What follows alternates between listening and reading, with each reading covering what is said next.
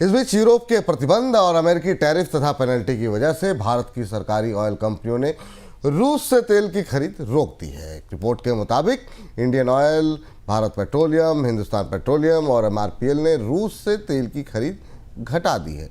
ये कंपनियां और मिडिल ईस्ट और दूसरे तेल उत्पादक देशों का अब रुख कर रही हैं। हालांकि रिलायंस इंडस्ट्रीज और न्यारा एनर्जी जैसी कंपनियों ने खरीद नहीं रोकी है, लेकिन संभावना ये है कि भविष्य में प्राइवेट ऑयल कंपनियां भी दूसरे देशों से तेल खरीद बढ़ाएंगी।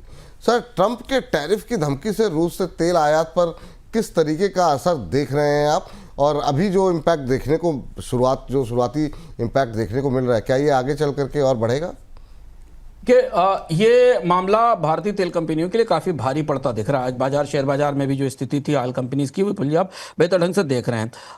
डोनाल्ड ट्रंप ने भारत के ऊपर टैरिफ लगाते समय एक पीनल टैरिफ की घोषणा की। जैसा मैंने कल बताया कि भारत दूसरा देश है जिस पर पीनल टैरिफ लगाए गए।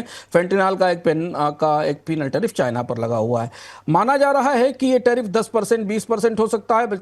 जो कानून आ रहा है अमेरिका में वो तो 500% टैरिफ का है। हमें पूरी परिस्थिति समझनी जरूरी है कि तेल कंपनियों में इतनी बेचैनी क्यों है और सरकार क्यों बेहद असमंजस की स्थिति में वो क्या करे। एक तो अमेरिका में जिस कानून को लाए जाने की तैयारी हो रही है वो बाईपार्टिजान है, यानी डेमोक्रेट और रिपब्लिकन दोनों ये चाहते हैं कि भारत, चीन जैसे देश जो रूस की से कारोबार करते हैं, हथियार खरीदते हैं और रूस की पूरी जो युद्धोन्माद है, जो पूरा 2 साल से वो युद्ध लड़ रहा है, उस अर्थव्यवस्था को बढ़ाने में, रूस को ताकत देने में मदद करते हैं, इन पर सख्ती की जाए। दूसरी चीज है कि यूरोप भी इस पूरे मामले में ट्रंप के साथ खड़ा हुआ है। यूरोप ने तो अपने अलग से ही सैंक्शंस पर प्रतिबंध लगाए। इस वजह से रूस से आयात अब बंद होने की तैयारी है। क्योंकि इतने टैरिफ लगे हैं कि कंपनियां ऐसा नहीं कर सकती। तो सरकारी रिफाइनर ने तो अपनी तेल खरीद कल से ही रोक दी। कल ही विपुल जी हम लोगों ने चर्चा की थी कि टेंडर सब जो अगस्त के जितने भी रशियन यूराल ग्रेड क्रूड के जितने टेंडर थे वो सब रुक गए थे। और अब तो ये स्पष्ट है कि जो भारत की सरकारी रिफाइनरीज हैं, बीपीसीएल, एचपीसीएल, एमआरपीएल, इन्होंने अपनी खरीद रोक दी है। अब वो कोशिश कर रही है कि मिडिल ईस्ट और अफ्रीका के बाजार से, वेस्टर्न अफ्रीका के जो मेना रीजन के बाजार है, वहां से खरीद शुरू करें। दरअसल रूसी तेल पर जो छूट थी वो करीब $10 से $12 पर बैरल के आसपास थी, जो अब घटकर केवल $2 से $4 पर बैरल के आसपास रह गई है। निजी रिफाइनरीज ने भी बंद कर दिए। इनके पुराने कॉन्ट्रैक्ट हैं जिनसे सप्लाई आ रही है, और लेकिन अब जब प्रतिबंध लगने का खतरा है तो इन्हें भी अपने आप को अब रूस के तेल से अपने आप को वापस करना पड़ेगा। ज्यादा बड़ी दिक्कत यह है कि जो सेकेंडरी सैंक्शंस की बात हो रही है उसमें कंपनियों के बाकी कारोबार भी प्रभावित हो सकते हैं। यूरोप भी प्रतिबंध लगाएगा और अमेरिका भी प्रतिबंध लगाएगा। इसलिए रूसी तेल के आयात में काफी कमी होगी। जून तक भारत करीब 43% के आसपास तेल आयात करता था। कंपनियों के लिए बेहद महत्वपूर्ण था कि उनको सस्ता तेल मिलता था रूस से, यूराल ग्रेड का, और उसका वो बाहर निर्यात करते थे। तो रूस के तेल की पाइपलाइन तो अब बंद होना तय है कि कंपनियां ये जोखिम नहीं ले सकती कि उनके कारोबारों पर पूरी दुनिया में प्रतिबंध लगा दिया जाए। एक छोटा सी नजीर परसों कल दिखाई दी। ईरान से काम करने वाली कुछ केमिकल कंपनियां जो भारत की हैं उनके ऊपर ईरान ने प्रतिबंध लगा ही दिए हैं। लेकिन सर, ये जो यूरोप के पेट्रोलियम प्रोडक्ट का एक्सपोर्ट हो रहा है उस पर क्या असर देख रहे हैं आप? इस पे भी असर पड़ेगा। दूसरा ये कि कंपनियों में इतनी बेचैनी एक और वजह से जो मैं जोड़ दूं, फिर निर्यात पे आता हूं। डोनाल्ड ट्रंप ने कल एक कहा है कि रूस को यूक्रेन के साथ अगले 8 दिनों में, 8 से 10 दिनों में युद्ध विराम कर लेना होगा, नहीं तो टैरिफ आ जाएंगे। इतनी शॉर्ट डेडलाइन दी है। हालांकि रूस मानेगा कि नहीं ये पता नहीं। ट्रंप की डेडलाइंस को कितना ऑनर किया जाएगा या माना जाएगा ये नहीं पता है, क्योंकि कल भी यूक्रेन पर हमले हुए हैं।